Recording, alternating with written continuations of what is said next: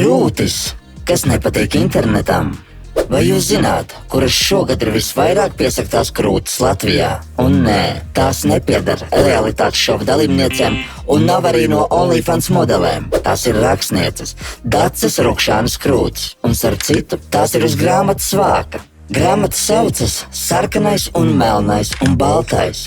Un tās vākurotā mākslinieces Vitas Lēnertas gleznota kailfigūra. Estētiska, mierīga, mākslinieciski nosvērta un iespējams pat nedaudz seksīga. Bet internets saka nē. Vāka dēļ zvaigznei bija liegums visu septembrī, jebko Facebookā publicēt, arī apmaksātās reklāmas. Mēs neko nedrīkstējām. Mēs bijām pārkāpuši kopienas noteikumus. Tad tas nozīmē, ka liekot grāmatu, kur ir, kā saka, kailums, ir jāuzliek virsū kāds priekšmets, es parasti uzlieku brilles. Sociālie tīkli atļauj vardarbību, bet ne krūšu galus.